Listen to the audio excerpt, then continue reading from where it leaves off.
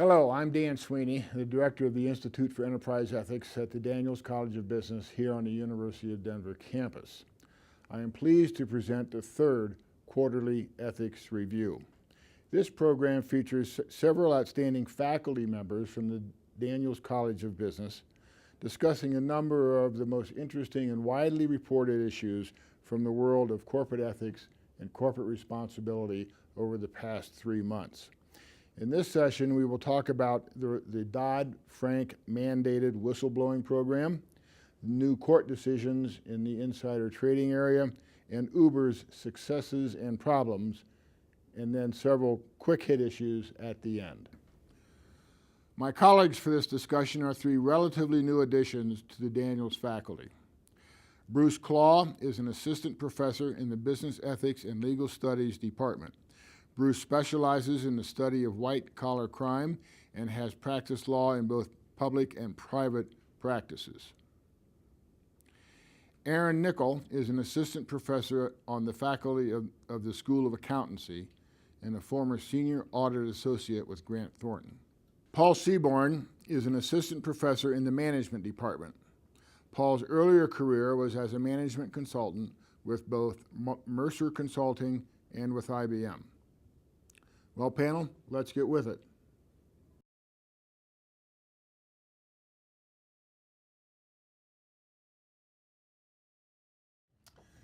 Bruce, so in December, the Second Circuit Court of Appeals swept away the convictions of 2 people recently tried and found guilty for insider trading. Also in December, the SEC dropped charges against another suspect. And in January, 2 more suspects filed motions to eliminate all their charges on insider trading. All this on the same issue.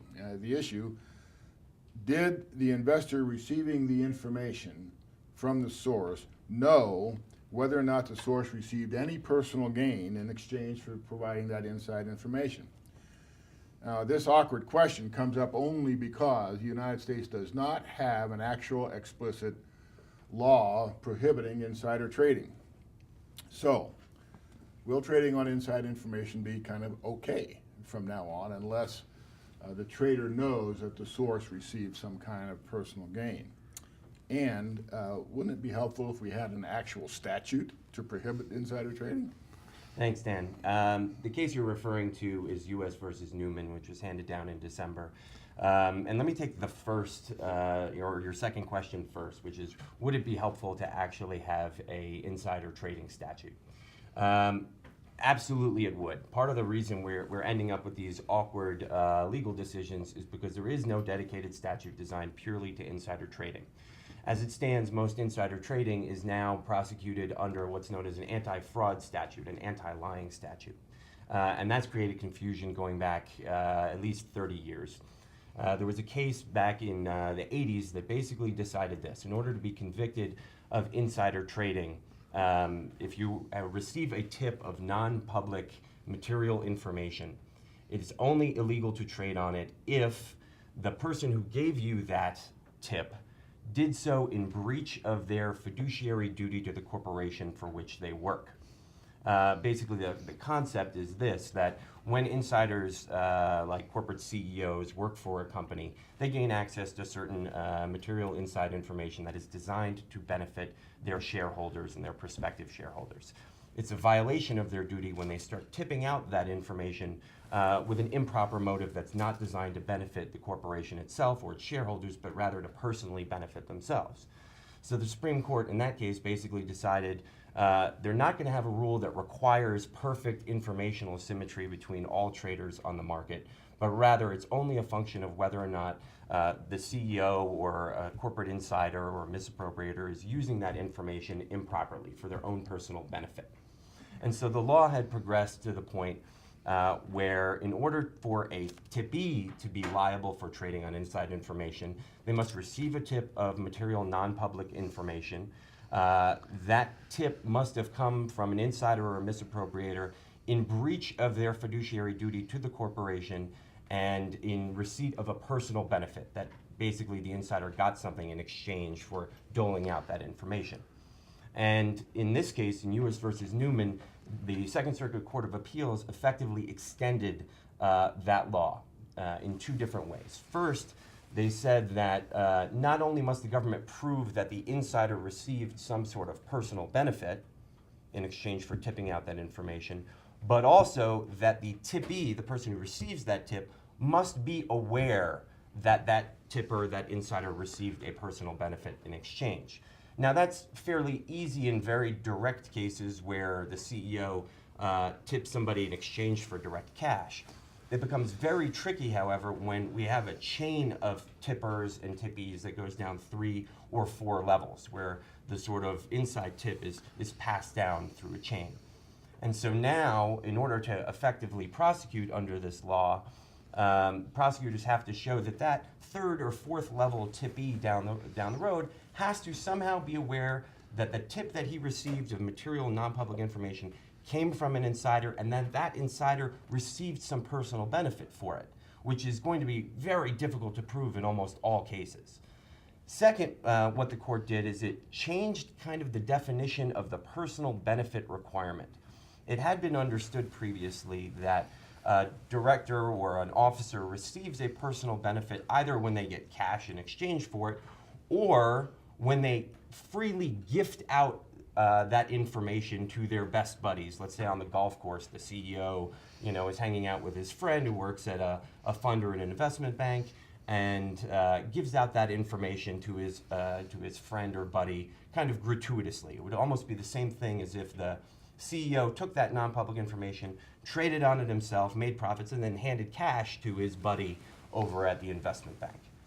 So what the court did in this case is it basically said, now, in order for that personal benefit requirement to be satisfied, there needs to be a meaningfully close relationship generating an exchange that is objective, consequential, and represents at least a potential gain of pecuniary or similarly valuable nature. So basically, it's almost got to be money. That mere gifting the tip to your buddy at the investment bank isn't enough.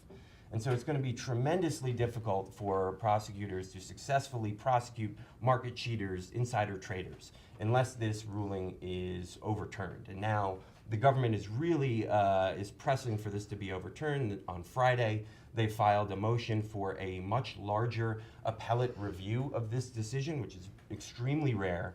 They're not focused on that knowledge requirement that the insider or that the tippee know that the tipper received a personal benefit, but they are really focused on the nature of what that personal benefit means. The government does not want to have a situation where they have to show that there was effectively an exchange, an explicit exchange on the golf course in order to be able to prosecute.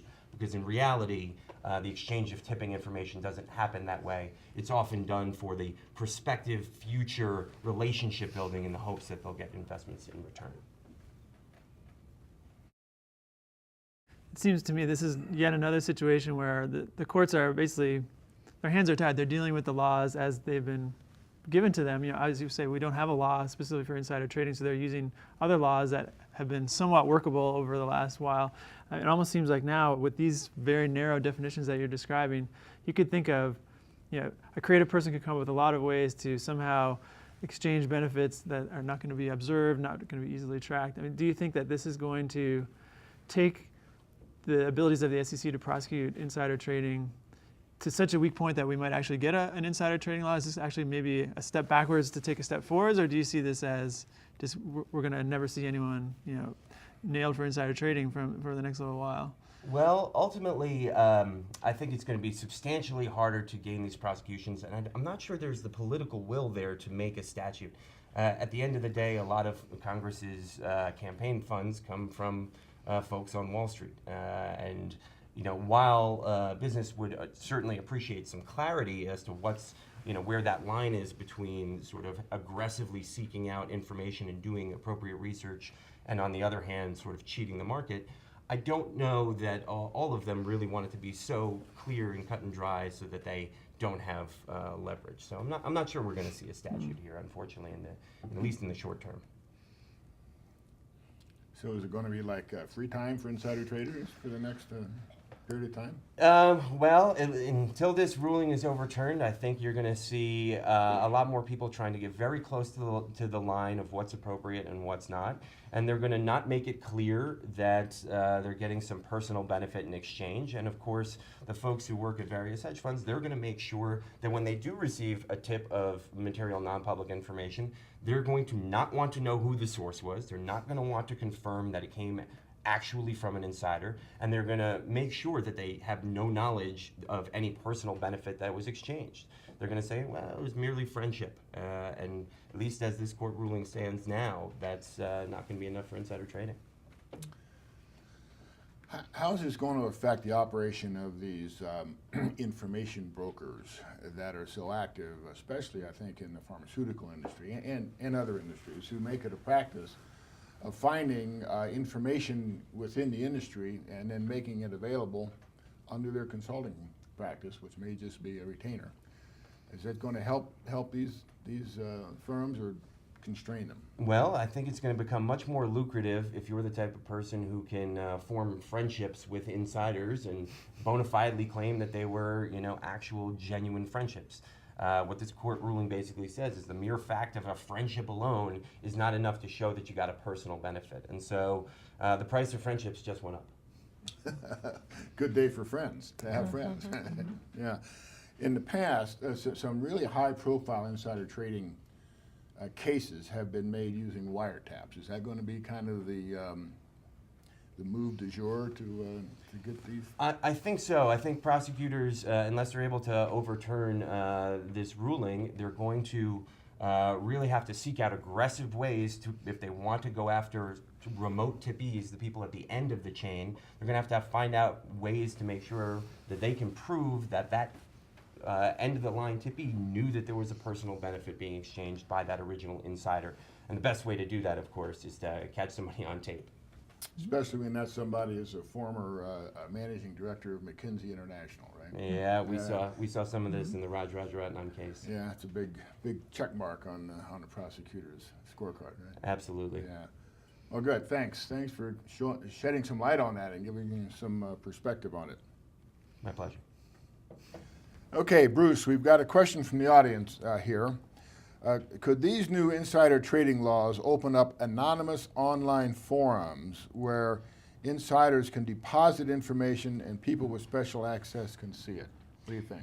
It's entirely possible. From the tippee's perspective, that'd be a good way to gain material non-public information, although if you're putting it on the web, it somewhat becomes public. But you'd be able to trade on it, and there'd be no way to show that you knew who the source was or that the source received a personal benefit. On the other hand, folks who would post those kinds of tips would be very likely to get caught and fired and ultimately violate other SEC regulations like Regulation FD, which says you can't selectively disclose information. Aaron and Paul, do you have any view on that? Yeah, this all seems to come up against our expectation of market efficiency, which is we want information to get out there as quickly as possible, to be incorporated into the stock price, and anything that hinders that process, leads to opportunity for insider trading. So we're in a kind of catch-22 where we want information to get out there and be freely available, but yet, if you're the one posting on this particular website, you're probably going to be the one who is easily tracked by IP address and busted. So. Okay, good. Thanks.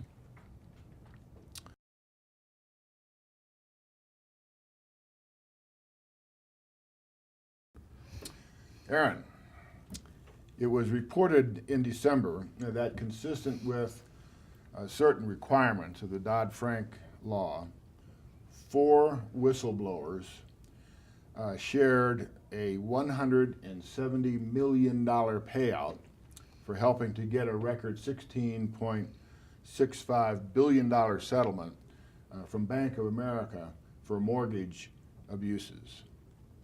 In 2014, that is in last year, the SEC received a total of 3,620 whistleblowing complaints. Also, across the country, law firms are building specialized whistleblowing practices so they can share up to 2/3 of the payout with their clients. It seems that this well-intentioned idea has gotten a bit out of hand, and in fact may be producing some pretty perverse incentives.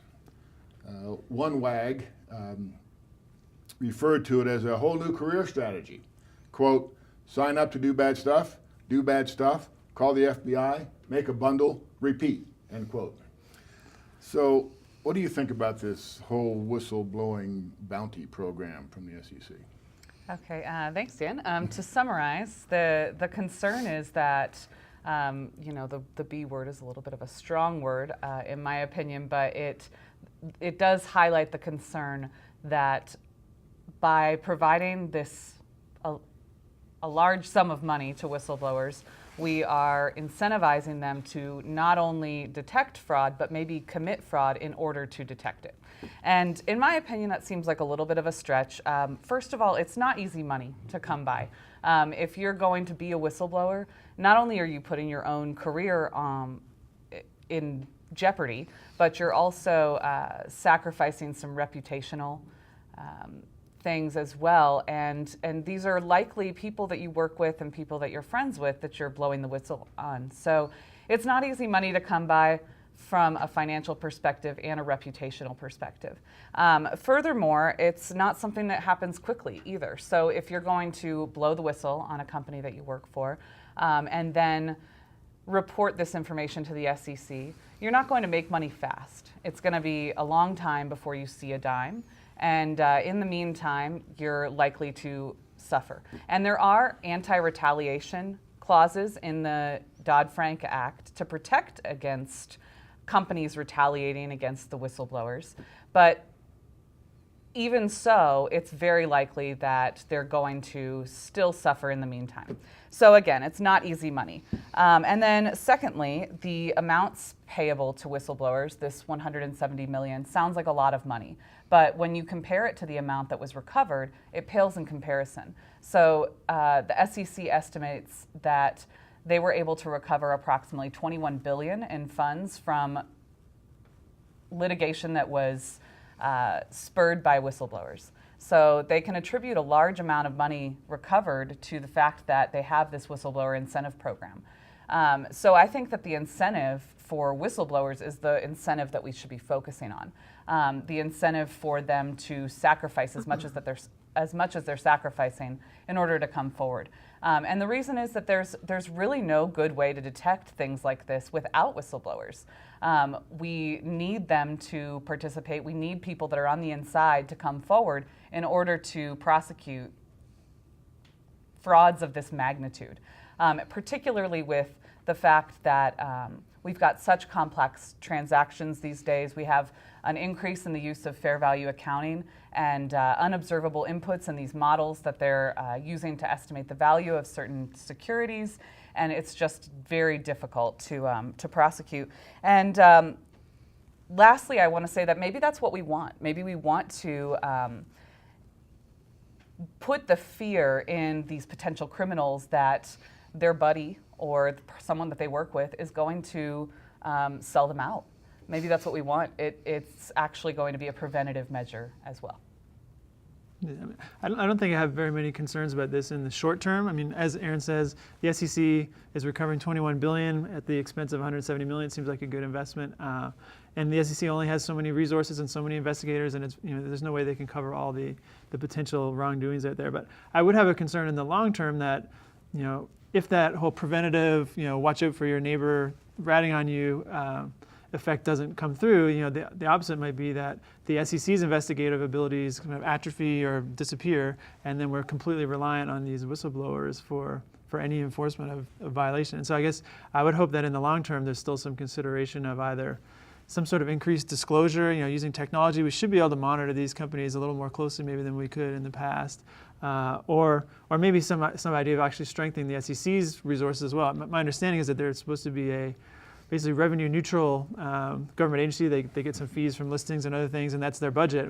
Maybe we throw them a little bit of money, and so maybe they can be a little bit stronger as well. But yeah, I agree with you. In the short term, it seems like a good investment to get some wrongdoing uncovered. Right. Well, I couldn't agree more with you guys. I mean, I think that's exactly right. I mean, as you guys know, there's a tremendous literature out there on crime prevention, and what it basically says is that in order to prevent crime, it's a function of three factors, right? There's got to be a severity of punishment, a swiftness of punishment, and a likelihood of detection. And it's that third prong, that likelihood of detection, on which current efforts are failing, because people keep these schemes secret, obviously.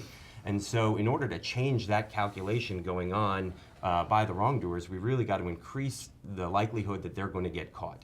And in the absence of more robust disclosure rules, like you're pointing out, this is one of the only ways to really increase that likelihood of disclosure.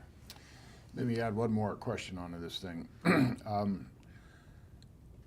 Starting in around 2000, Sarbanes actually put some requirements on boards and on governance to have an inside the organization hotline or some way of surfacing whistleblowing kinds of issues within the company. And over the next 10 years, and when I was sitting on a couple of boards, I think that most companies did a pretty good job of establishing that. And then when Dodd-Frank came along and said, now, that's fine, but we'll give you a couple of $1 million if you go outside and don't go inside. I know I'm a little biased on that issue, but what's the relationship between going to the SEC and going inside? Well, there are certain types of employees and certain types of personnel that are required to go inside before before they're able to receive a reward, and that would be internal audit and compliance personnel are required to go internally. And I think that they do hope, the SEC does express hope that personnel will go inside, internally report first, and that would strengthen their case in the event that they were going to apply for a whistleblower reward, having already have gone inside, reported internally, and then there still have been nothing to come of it, is going to strengthen their case. So they do benefit from going internally. But I do agree that it's a long-term concern. Yeah. Any other comments on that? That was good, thanks. I had some keen insights there. Appreciate it. Aaron, we've got a question from the audience. Do you think there needs to be a cap on the level of these payouts to individual whistleblowers?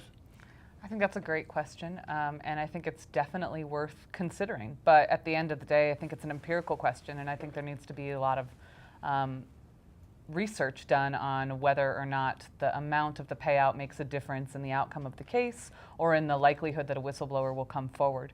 And so these are all things that we should look into in the future and research and study. Bruce, Paul, any comments on that?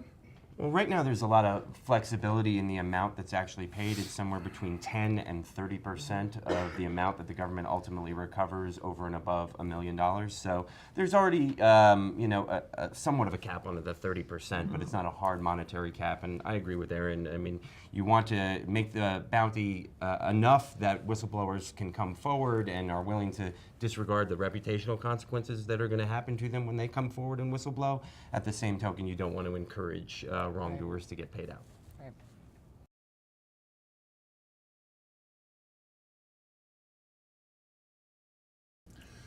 So, Paul, Uber, the quote ride-sharing service, I say that in quotes because they don't like to call themselves that, appears to be the archetype Silicon Valley startup.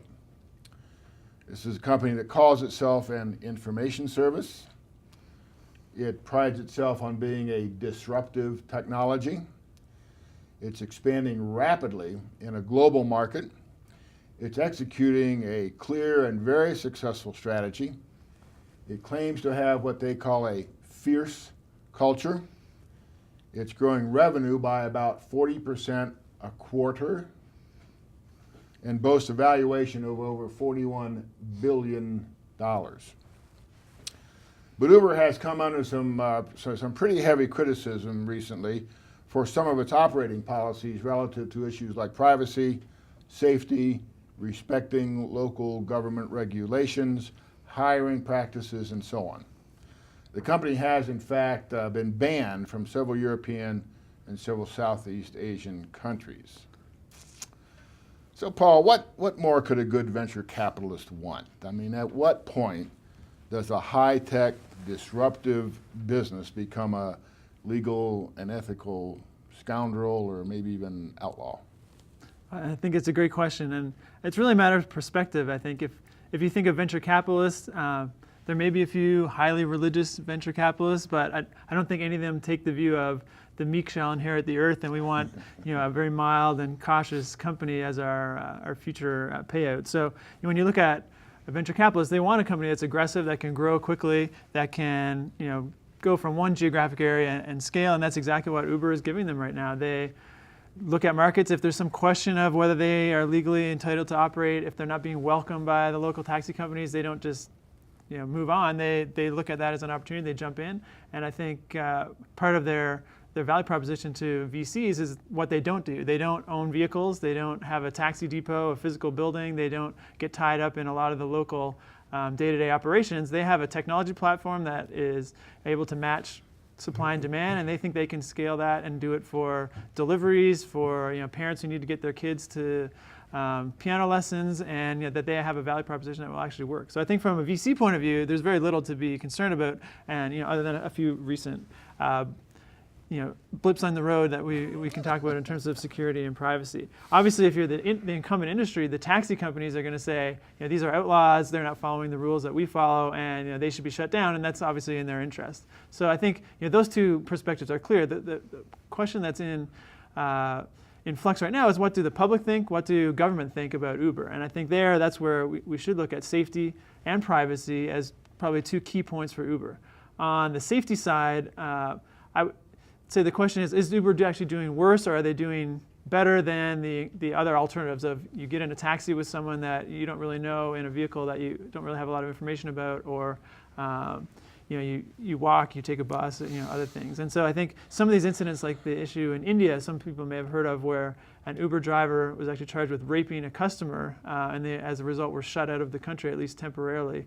On the face value, that sounds horrible, it sounds terrible, it sounds like maybe an end to Uber's credibility. But then when you look at the details, they went into this country, they hired a licensed commercial driver who was fully qualified to drive vehicles in that country.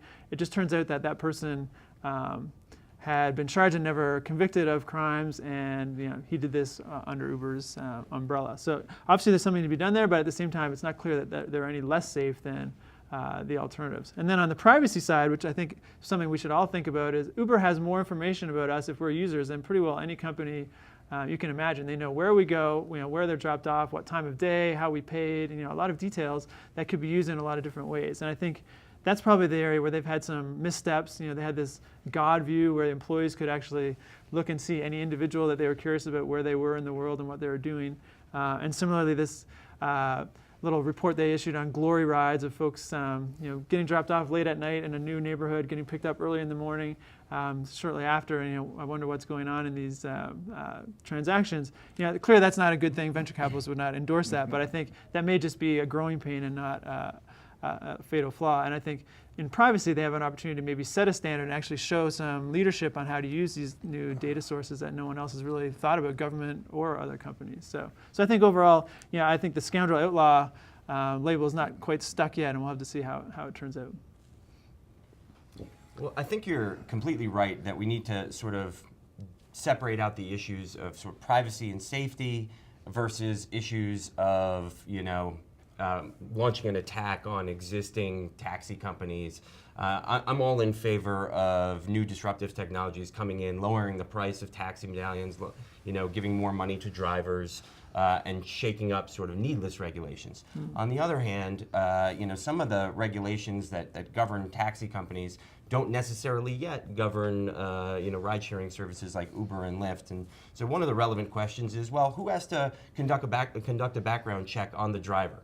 Is that something that the government should have to do? Is that something that we would expect Uber to do? And I think many people who end up taking an Uber rideshare service believe that, well, this is a very large, well-respected, emerging company, and so they're kind of implicitly vouching for the driver.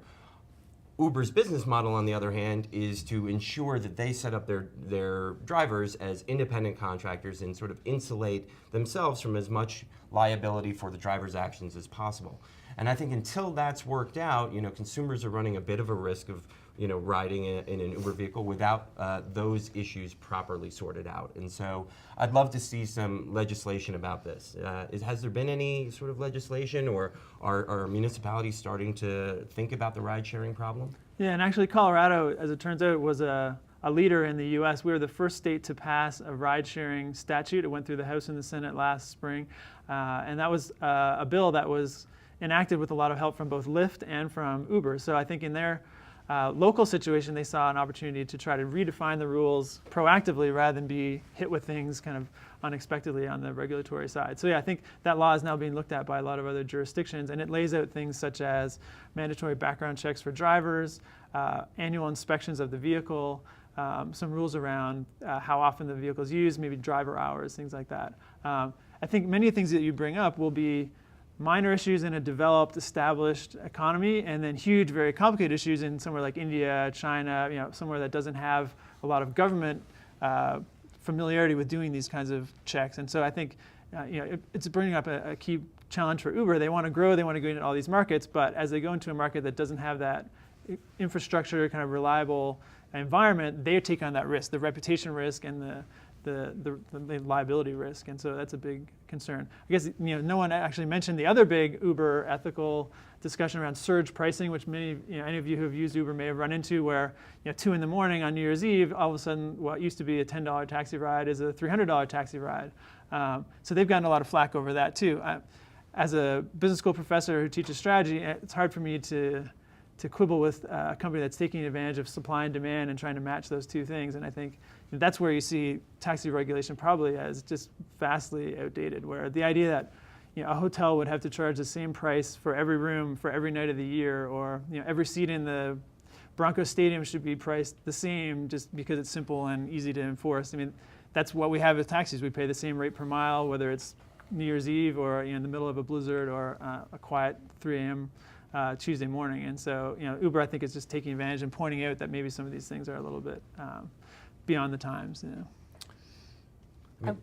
Sorry. I would say that for me personally, anecdotally at least, when riding in an Uber taxi, I actually feel a little bit safer because I think that the crowdsourcing mentality of the reviews of the driver actually provides some level of protection that I don't think that you kind of get with a regular taxi driver. So I think that the issue of privacy is a little bit more of a concern for me. So knowing that my credit card information isn't out there, knowing that that's a priority for the company, and knowing that they're not tracking my every move would be nice. And that I think that would be something that I would hold that company to that standard of privacy. And also I think that you're right, they take advantage of this supply and demand, which is, to be commended on one hand, but also, not meeting the expectations of their customers or surpassing those kind of, flat fees that they would expect is it's definitely a little bit concerning. So yeah, I mean they're in an interesting place where some of those concerns you mentioned around privacy put them in the boat of a Facebook or OkCupid. They're a digital company that have access to tremendous rich information about their customers, and then meanwhile they turn around and they're very much in the same realm as a taxi company that's been doing things with physical vehicles that have tires that need to be replaced and drivers that need to have background checks. And so they're trying to bridge a few different worlds, and no wonder they're getting a little flack at different angles from that. So.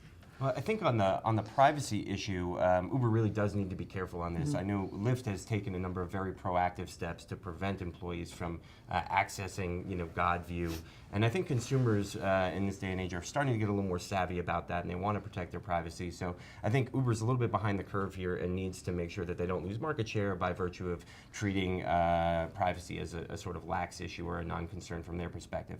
From the on the surge pricing issue, from the sort of ethics and law professor perspective, I actually also don't have a problem with it. It's not the same as price gouging. Let's say there's a natural disaster like a hurricane, and all of a sudden the shops start charging $20 a bottle for water, which is a necessity. It's not really a necessity to take an Uber car. You can always take the bus, public transit, walk, take a bike. And so at the end of the day, I don't have a problem with them using the laws of supply and demand in their favor. Yeah, I think one challenge with any growth company is you can start with a very favorable demographic. Uber was really geared to be a high-end, very suave kind of experience. You get in a black car and you feel kind of cool about the whole thing. They're trying now to appeal to every market. They've got Uber X, they have different flavors in different cities, Uber Family.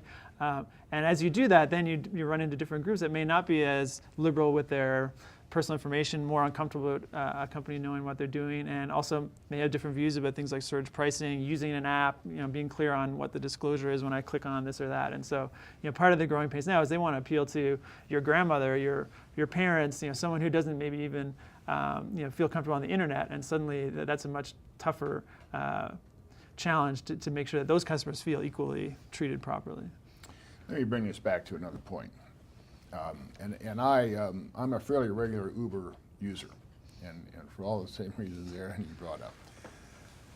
But if a metropolitan area has a series of regulations about how livery services must operate, certain standards, just because I call myself an information service and not a livery service, and besides that, I'm a good thing, I'm a disruptive technology, I get to avoid those regulations, which is basically their theory.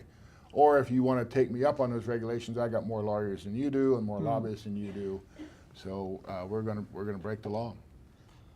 Well, I think they're taking an aggressive approach and maybe taking advantage of uncharted territory in the regulatory world. As Paul was mentioning, most states, most municipalities are still behind the sort of ride-sharing technology. They haven't quite gotten their legislation up to snuff.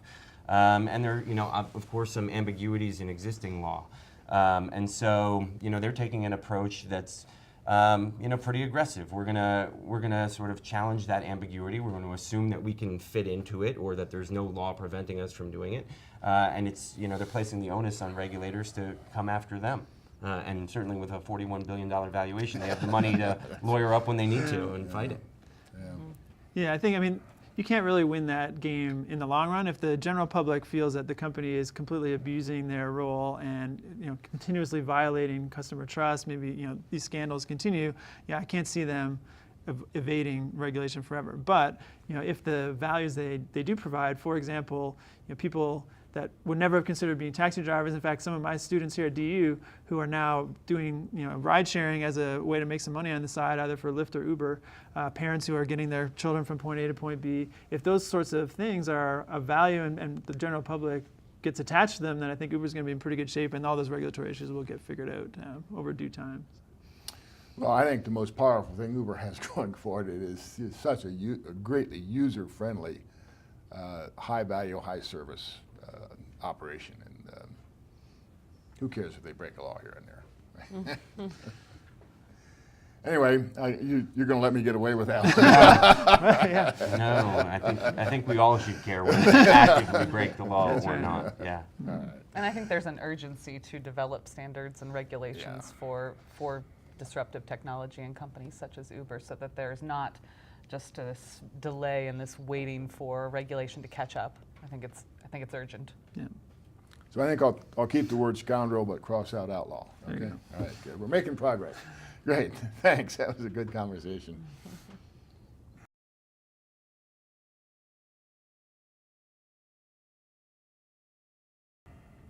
We're going to do some quick hit questions. By that I mean they're not going to be short questions. They're going to be short answers, right? And so we'll hit these pretty quickly.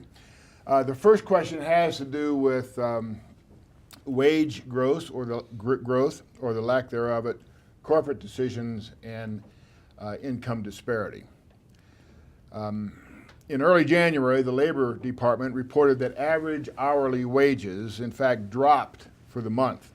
In fact, for the first time in 3 decades, manufacturing jobs paid less than the average for all jobs in the private economic sector.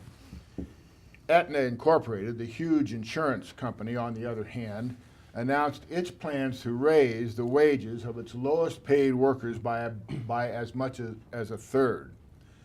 About 20% of Aetna's workers will see their pay rise to a new floor of $16 per hour. Citing Thomas Piketty's book Capital in the 21st Century that decries the growing disparity of wealth and income, Mark Bertolini, Aetna's CEO, commented, quote, "Why can't private industry step forward and make the innovative decisions on how to get this done?" End quote. So, why don't other companies follow Aetna's lead? I think that they don't follow Aetna's lead necessarily because they don't have to. And that's just the issue, you know, if there are willing workers that are willing to work for a certain wage, then that's what companies are going to do. But I think it's commendable that Aetna is doing this, and I think that more companies should step forward and take that kind of action. Paul?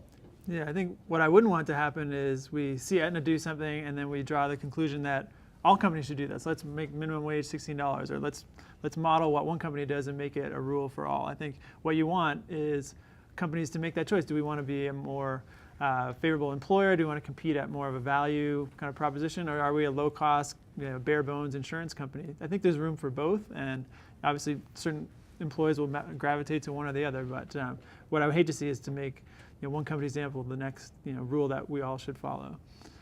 Bruce, what do you think? I'm going to disagree with Paul on this. The wealth disparity in the United States and globally is a tremendous problem. Oxfam just came out with a study that said that in the next year, the top 1% of the population of the world is going to own 50% of its wealth. That's a tremendous problem. I also think, that's something that needs to be addressed. I think business can and should address it by increasing wages, and I think that's smart business sense too. You'll be able to attract better workers, retain them longer. Yeah. So I think all in moderation. So minimum wage can fall behind inflation. I think it definitely has in this country if you look at when it's been increased. But at the same time, to go all the way to a wage of $16 an hour, that may mean that someone who wants to work part-time, a few hours a week, someone who's semi-retired who wants to have some income, that person may not get into the job market in the same way. And so these tools can be effective in moderation, but you can also go too far, I think, and I'd be concerned that this whole goal of wage inequality, you may not get there just by raising wages, although it may seem counterintuitive. I agree that there's not a one-size-fits-all standard and that we shouldn't expect all companies to do exactly the same thing, but I do think that we should expect all companies to do something. Should we expect companies to take the lead, to set the mark, to be a role model for other companies? Aetna is a pretty well-respected organization, right? So is this a reasonable role for a big, heavy-duty insurance company to take? Ideally, business takes the lead in this, decides that it's in their own best interest to raise wages, because if they raise wages, they're also increasing their consumer base. Their own employees can buy their own products back at a higher price, which is, tremendously good business sense. At the end of the day, I think expecting every business to raise its wages is probably unrealistic. And so I think there is a role for regulation here as well. Good. All right. That was quick. We'll move on to the next one. Standard & Poor's, the bond rating agency accused of inflating the quality ratings of financial instruments that failed during the 2007-2008 financial crisis, has argued in the court of public opinion that it was unfairly targeted for investigation because it had downgraded the U.S.'s debt in 2009. Also, their attorney described the company's statements that their ratings were, quote, objective, independent, and uninfluenced by conflicts of interest, end quote, as mere sales puffery. So don't these kinds of statements seem rather boorish, coming from a company that was at one time among the most respected financial institutions in the world? I mean, sales puffery? While certainly puffery is a defense to certain claims of fraud, there's a huge difference between sort of your standard sales puffery and what S&P has done in this case. What S&P has done is effectively said that their ratings were objective and not biased, when in fact they were faced with huge conflicts of interest arising from the fact that the issuers, their clients are paying them for ratings. And the higher the rating, the more money that the issuers make. This is a tremendous conflict of interest, and ultimately S&P is smart for getting ready to settle this case. They're going to lose. Yeah.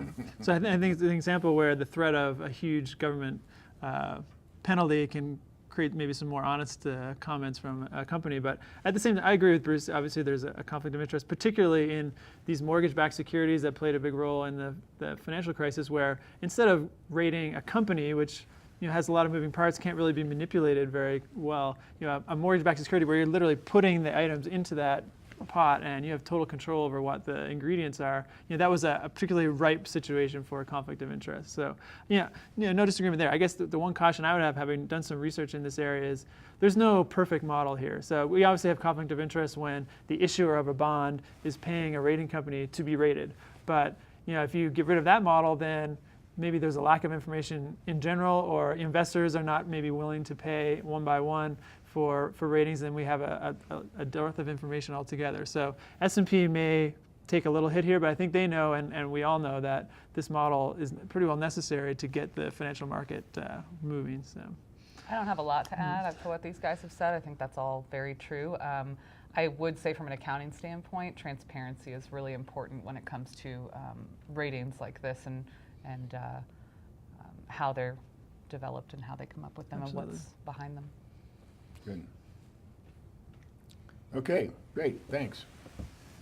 Over the past year or so, the Institute for Enterprise Ethics has hosted discussions on several issues having to do with the National Football League. We talked about the toxic culture in the Miami Dolphins locker room in 2013. We discussed the brouhaha around off-field violence that affected several of the teams last year. But now we have an issue of overriding ethical significance. Deflategate is upon us. The accusation that the New England Patriots deflated their footballs by 2 pounds per square inch to get an unfair advantage over the Indianapolis Colts. Now, panel, I know this is a very important matter, very weighty matter, and it brings up a host of challenging and complicated ethical questions. So how should we think about this one? I, for one, think it's a bunch of hot air, but not quite as much as I had expected. What do you think? I mean, this cheating scandal has definitely deflated my hopes for an honest Super Bowl, but I think it's still going to be a ball. Puns aside, I think that I'm no expert in thermodynamics, but I would want to, before we scream foul play, I would want to make sure that we've ruled out any other reasons why a football might lose air. Again, I don't know what those reasons might be, but I think that it's important that we rule them out. And then I'd also want to know what are the other teams doing. We should be checking all of the footballs. If we're going to crucify one team over this, then we should be aware of what other teams are doing and whether or not it's something that's common across the industry. Yeah.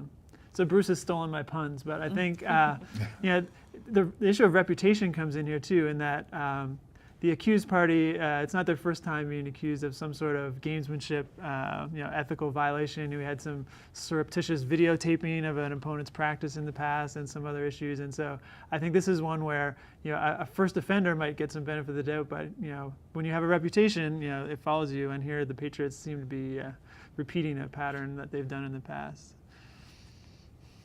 Well, nobody likes Bill Belichick, and he's so surly and grumpy. And Pete Carroll is so happy and exuberant. So. Okay, any other comments on Deflategate? We're going to have to watch how this, they have a person of interest, I hear. Yes. Yeah.